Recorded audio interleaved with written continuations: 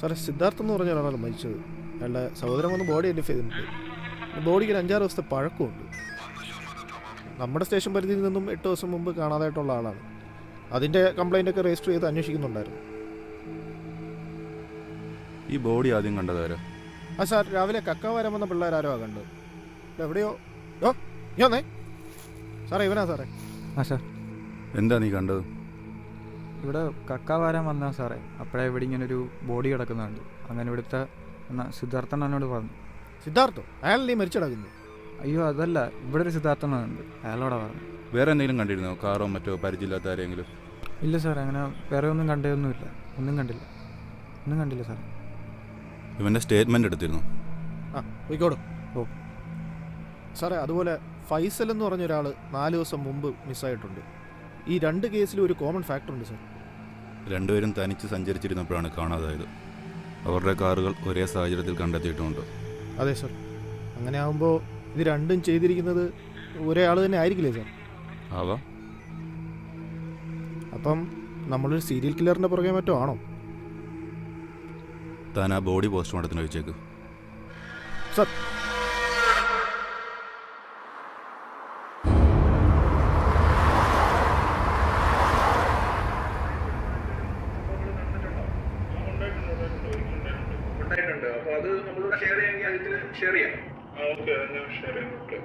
ഇതെന്ന് വെച്ചാൽ ഒരു 8 വർഷം മുമ്പായിരുന്നു. ബീഹാറിലായിരുന്നു. ഇവിടെ ഒരു ബാറ്റർ പാക്കിങ് എക്സ്പോർട്ടിങ് ഒക്കെ ഉള്ള കമ്പനിയിലായിരുന്നു.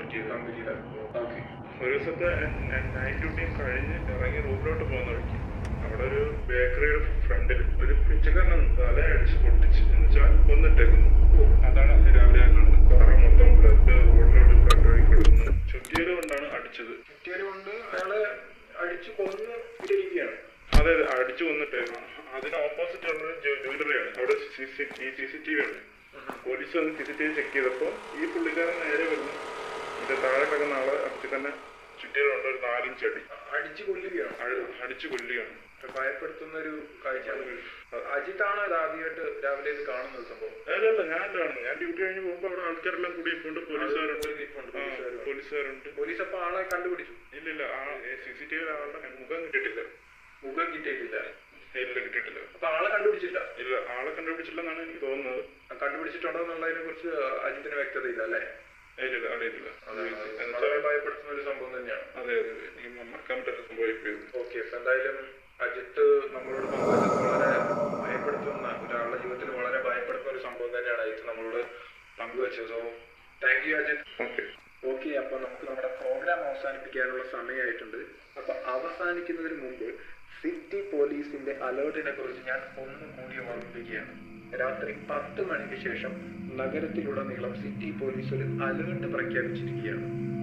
അതായത് 10 മണിക്ക് ശേഷം ആരും വീടുകളിൽ നിന്നും പുറത്തു പോകാൻ പാടില്ല. ഇനി ആരെങ്കിലുമൊക്കെ പുറത്തുണ്ടെങ്കിൽ കഴിയുന്നതും ഒറ്റപ്പെട്ട സ്ഥലങ്ങളിൽ നിൽക്കാതിരിക്കുക.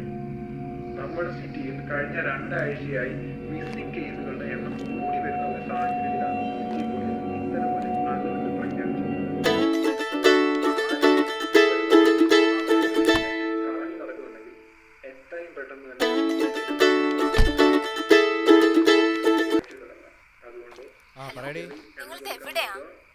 എത്ര നേരം കൊണ്ട് വിളിക്കുന്നെന്നറിയോ?